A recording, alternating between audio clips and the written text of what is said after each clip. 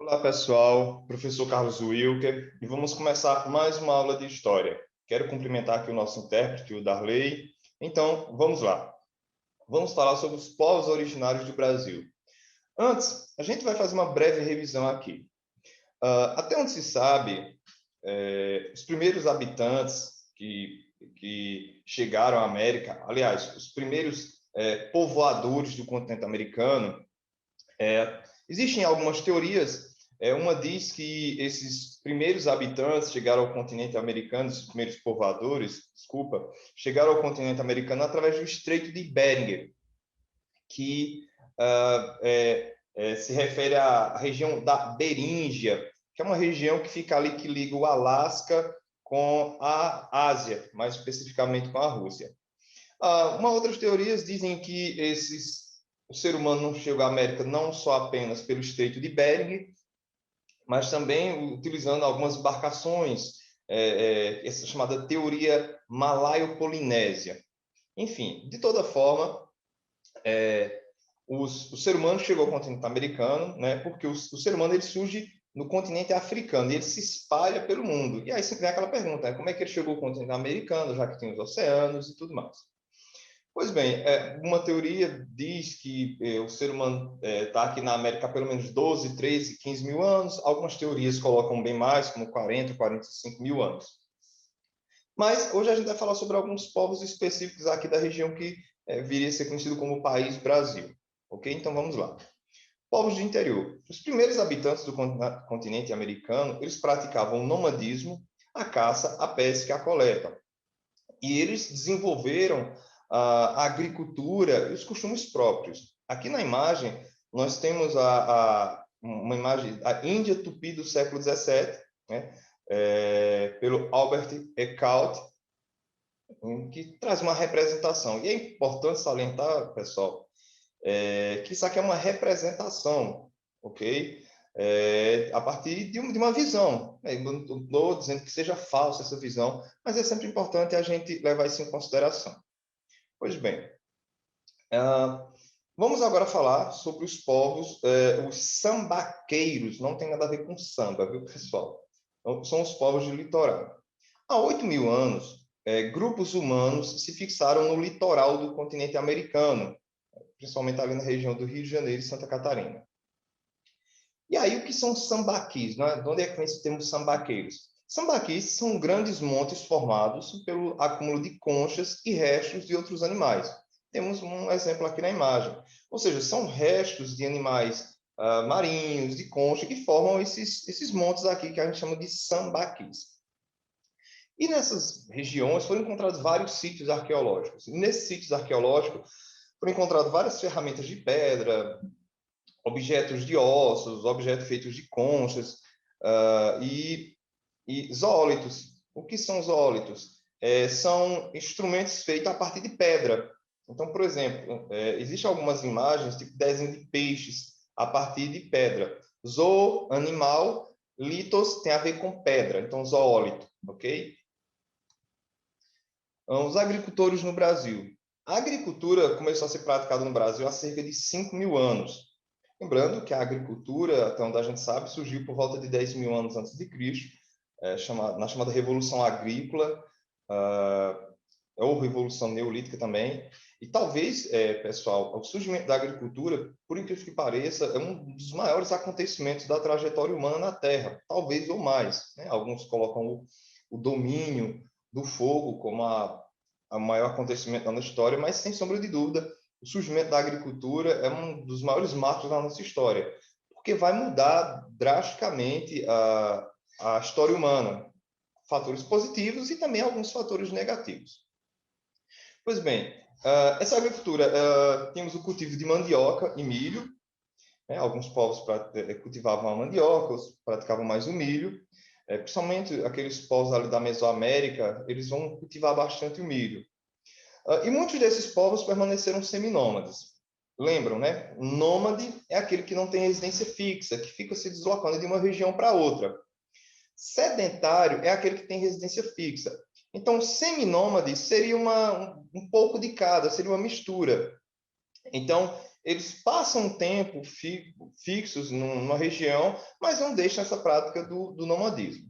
E é importante salientar o seguinte, pessoal, mesmo após o surgimento da agricultura, do sedentarismo, ainda hoje existem grupos nômades.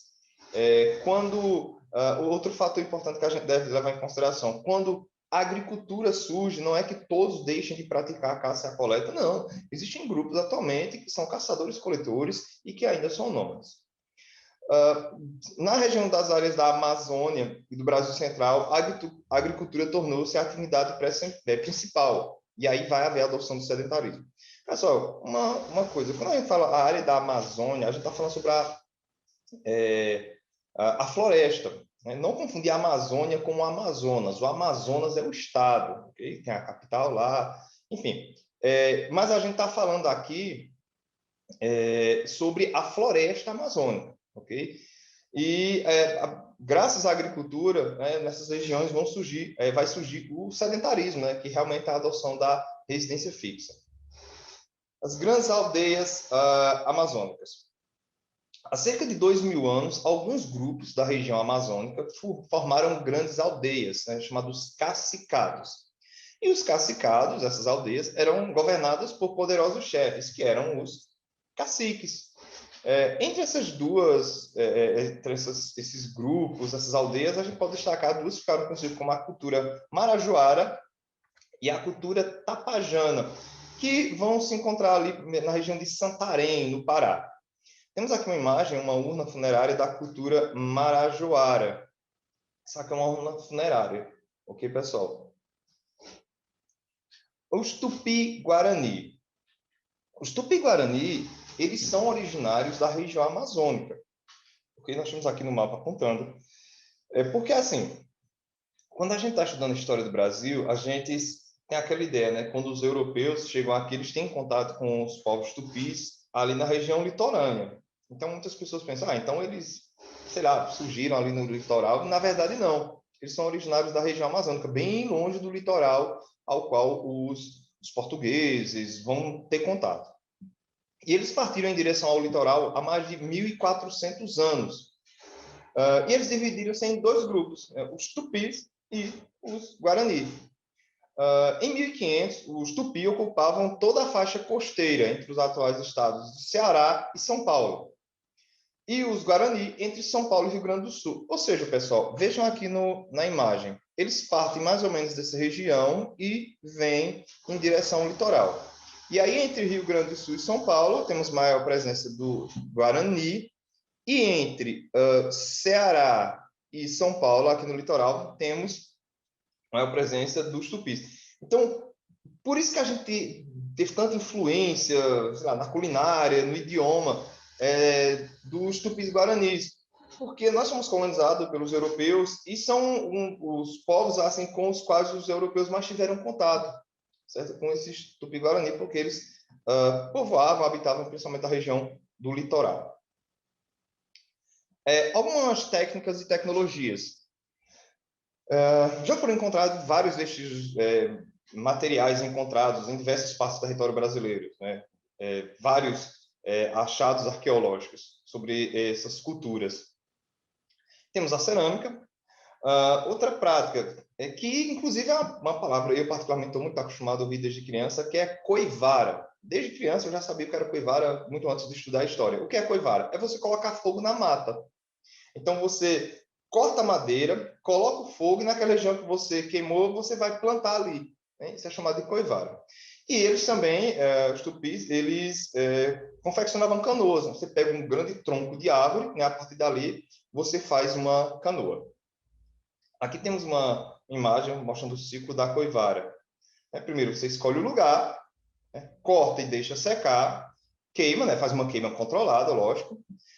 Faz o plantio, colhe, repete o plantio e abandona a roça se regenera, e aí, novamente, você corta e deixa secar. Só que esse é o ciclo da coivara. Os indígenas no Brasil hoje. No século XVI, desculpa, o contato com os europeus deixaram muitas transformações. Trouxeram muitas transformações. né, esse choque entre dois mundos, aliás, entre vários mundos, né? A gente não pode reduzir os indígenas a um mundo. Os nativos aqui do Brasil não são um mundo, né? São vários mundos, porque há uma diversidade cultural muito grande. Então, são um choque, eu prefiro dizer, entre mundos.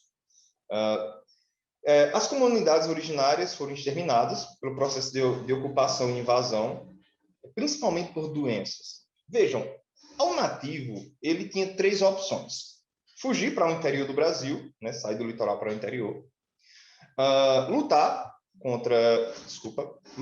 contra esses invasores, né, e a luta muitas vezes era desvantajosa porque não tinha as mesmas armas, a questão do contato com eles tem a questão das doenças, ou teria uma terceira opção: se aliar, que algumas tribos fizeram, se aliaram aos europeus.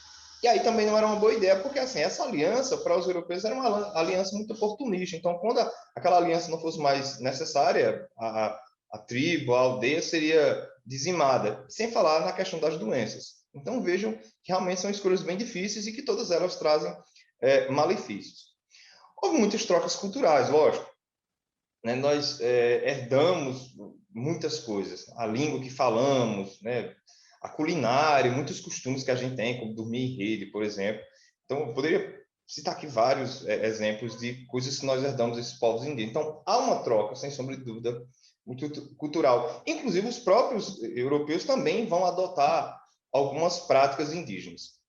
Segundo o IBGE 2010, o Instituto Brasileiro de Geografia e Estatística, existem quase 897 mil indígenas, divididos em 240 povos. E eles são falantes de mais de 150 línguas. Gente, quando eles chegaram aqui, os europeus, em 1500, se falava mais de 1.000 línguas. E a população indígena, há muitas discordâncias. Alguns colocam 5 milhões, 7 milhões, enfim. Mas realmente era bem maior a quantidade de indígenas que habitavam aqui no território brasileiro.